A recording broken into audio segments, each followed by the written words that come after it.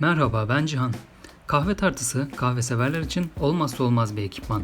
Ve bugünkü videoda ben de bu tartılar içerisinde hem fiyatı hem de fonksiyonları ile rakiplerinden sıyrılan bir tartı olan Timemore markasının Black Mirror Basic kahve tartısını inceleyeceğim. Yavaştan falçatamızla kutumuzu açalım. Siparişim 30 gün sonra bana ulaştı ve gümrük ücreti olarak 39 TL ödeme gerçekleştirdim. Satın aldığım linki aşağıya bırakıyorum. Taşıma esnasında kutuda bir eziklik veya deforme olmamış, bu güzel. Kutu içerisinde baloncuklu bir naylona sarılı, artık klasikleşen siyah bir Timemore kutusu çıkıyor. Naylondan da kurtulalım ve kutuyu elimize alalım.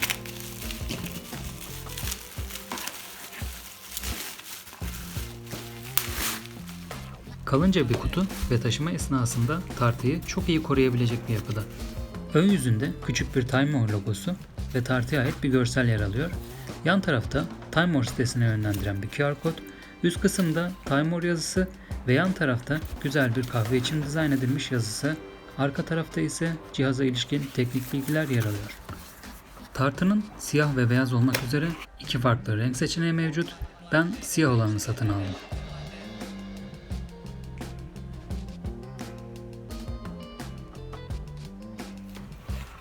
Evet, açalım kutumuzu ve bakalım içeriğine.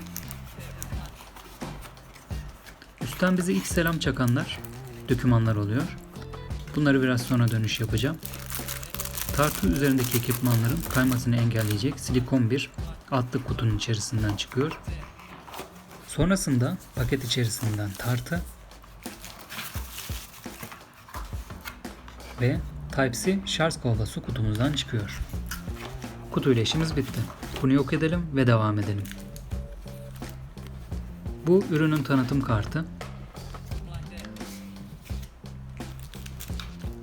Garanti kartı.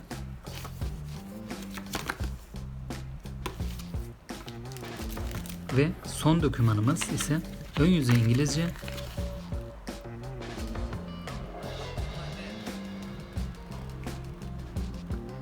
arka yüzü ise Çince bir kullanım kılavuzu oluyor. Şimdi silikon altlığımızı açalım.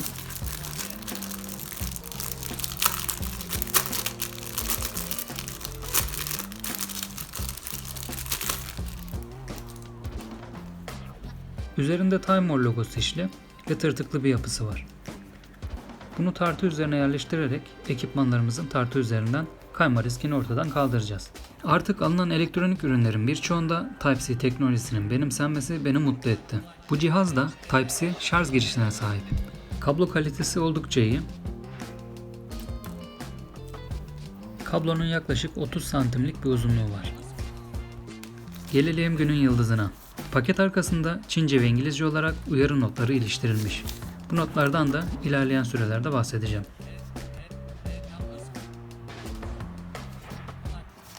Paketimizi açıyoruz ve tartımızı incelemeye başlıyoruz.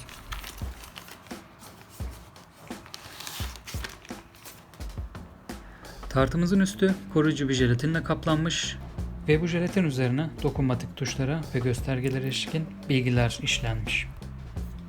Bunu kavlatıp devam ediyoruz. Üst kısımda sadece Timemore logosu işlemesi bulunuyor. Arka kısımda da bunu yazı ile yazmışlar. Cihazın sağ yanında ise Type-C şarj girişi bulunuyor.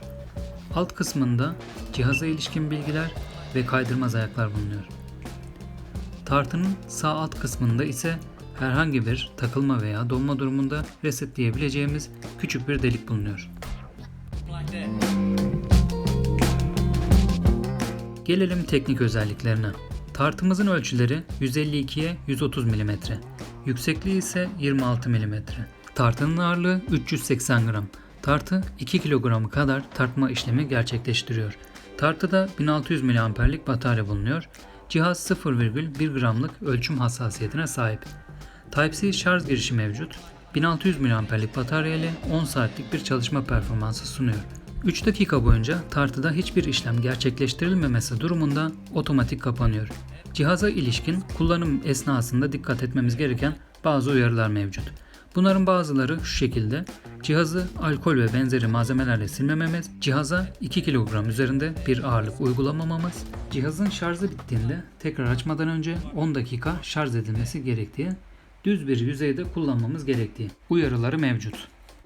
Şimdi tartımızın dokunmatik tuşları ve fonksiyonlarından bahsedeyim. Sağ taraftaki tuşa dokunduğumuzda cihaz açılıyor. Silikon altlığımızı da tartımıza yerleştirelim. Cihaz açıkken sağdaki tuşa tekrar dokunduğumuzda üzerine koyduğumuz maddenin darasını alıyor. Bu sefer sağdaki tuşa uzun dokunduğumuzda ise cihaz kapanıyor. Tekrar açalım cihazı. Soldaki tuş ise zamanlayıcıyı başlatıp durdurmamızı sağlıyor. Bir kez dokunduğumuzda zamanlayıcı saymaya başlıyor. Tekrar dokunduğumuzda da zamanlayıcıyı durduruyoruz. Zamanlayıcı tuşuna uzun dokunduğumuzda ise zamanlayıcı sıfırlanıyor. Ekranda hemen pil işaretinin sağında yer alan hoparlör işareti ise cihazımızın sesli bildirimlerinin açık olduğunu bize gösteriyor. Soldaki tuşa 6 saniye dokunduğumuzda bu işaretin yok olduğunu ve böylece dokunmatik tuşlara bastığımızda gelen seslerin kapandığını görüyoruz. Şimdi tekrar 6 saniye boyunca zamanlayıcı tuşuna dokunalım ve ses fonksiyonlarını aktif hale getirelim. Şimdi bu tartının en çok beğendiğim özelliğine geçelim. Soldaki tuş yani zamanlayıcı tuşuna 8 kere seri bir şekilde dokunduğumuzda tartımızın otomatik zamanlayıcı özelliği devreye giriyor. Pil yüzdesinin hemen sağında görülen A simgesi ile bu özelliği aktif ettiğimizi görebiliriz. Bu özellik tartıya uygulanan ilk ağırlık ile zamanlayıcının otomatik olarak çalışmasını sağlıyor. Bu fonksiyona zamanlayıcı tuşuna bir kez dokunduğumuzda aktif hale getirebiliyoruz. Zamanlayıcı tuşuna bastığımızda gösterge 3, 2, 1 şeklinde geriye sayıyor ve ekrandaki zamanlayıcı sayıları çizgiye dönüşecek. Ekranı bu şekilde gördüğümüzde uygulayacağımız ilk ağırlık ile zamanlayıcı saymaya başlayacak. Dokunalım. Evet, saymaya başladı. Bu fonksiyon açıkken de zamanlayıcı tuşuyla süreyi durdurup devam ettirebiliriz. Bu özelliği kapatmadığımız takdirde cihazı açıp kapattığımızda da yine bu fonksiyon aktif bir şekilde gelecek. Yine bu özelliği kapatmak için zamanlayıcı tuşuna 8 kere dokunuyoruz. Gördüğünüz gibi A simgesi kayboldu ve artık manuel zamanlayıcı kullanılabilir durumda.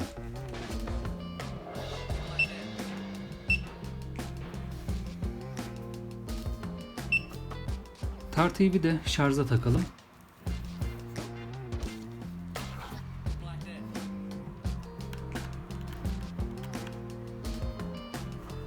Şarj esnasında da tartıyı kullanmamızda herhangi bir sorun yok.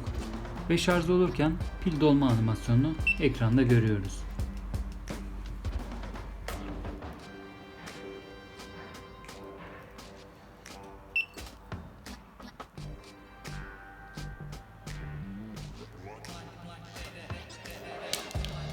Ve tartı üzerinde farklı bölgeler üzerine konulmuş ağırlığın herhangi bir gramaj farklılığı oluşturup oluşturmadığına beraber bakalım.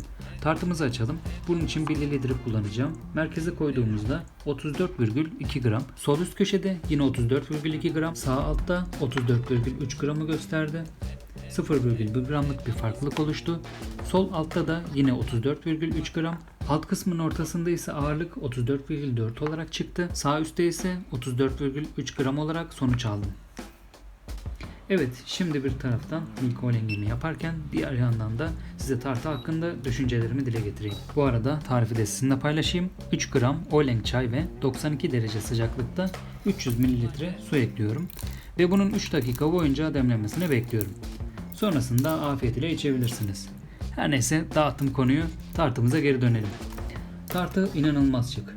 Ekran belki videoda yanıp sönüyor şeklinde gözükebilir ancak öyle değil.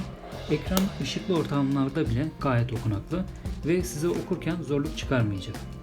Tepki süresi bence gayet iyi. Tartının farklı bölgelerinde uygulanan ağırlık en fazla 0,2 gramlık bir değişim gösteriyor. Bu da gayet kabul edilebilir bir fark. 10 saatlik bir çalışma süresi sunması cihazı sık sık şarja takma derdinden bizi kurtaracak. Bu şarjı da Type-C ile hızlı bir şekilde yapabilmemiz de büyük avantaj. Dokunmatik tuşların tepki süresi çok başarılı. Doğru noktaya dokunmamız durumunda tek seferde işlemi yerine getirecektir. Otomatik zamanlama özelliği kahve yapma keyfimizi bence bir seviye yukarıya taşıyacak bir kolaylık olmuş. Tartıyı kullanırken dikkat etmemiz gereken önemli bir konu da şu: kahve yaparken dokunmatik yüzeyden olabildiğince uzak durmamız çok önemli. Zamanlayıcı veya daralma tuşuna yanlışlıkla dokunmamız halinde bu parametreleri sıfırlamış olacak ve bu da tüm planların bozulmasına sebep verebilir. Videomu izlediğiniz için teşekkür ederim. Yeni videolarda görüşmek üzere. Lütfen kanalıma abone olmayı unutmayın. Hoşça kalın.